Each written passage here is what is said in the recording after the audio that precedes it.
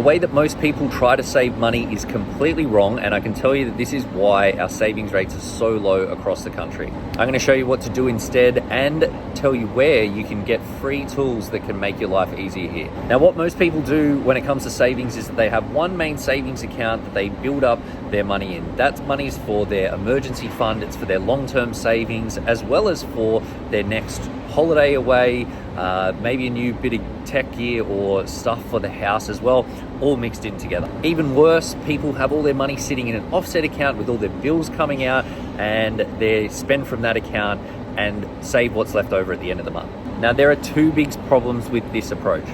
The first big one is that you have a complete lack of clarity on how much money you've actually got in savings. So because you've got your money mixed in together, you don't really know how much is savings and how much you're going to need for your upcoming expenses. Now, when you do have that clarity on what your savings number is, it actually motivates you each week or month as you're adding to that, because you can see the results that you're putting in. And ultimately, this stuff, it is work. It is hard because you're saying no to things today so you can say yes to more things in the future. Seeing at least that number go up starts to solidify in your mind that you're making progress and pumps you up to keep putting in the work. The second really big problem with this is that you end up spending more money on your bigger purchases because you have one savings account that's sitting there with your long-term savings as well as the savings for your next holiday. When it comes time to actually book that holiday, there's a whole bunch of money sitting in together, so you're more likely to spend much more.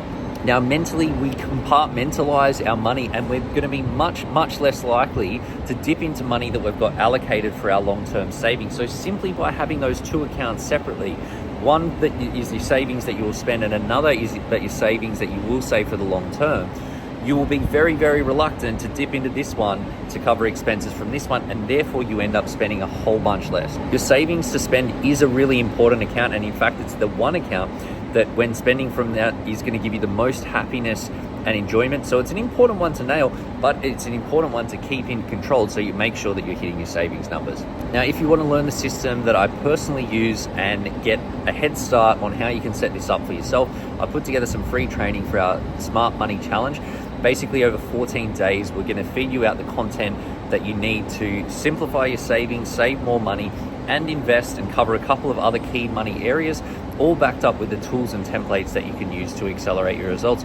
You can check out all the details and get access for free through the link in my bio.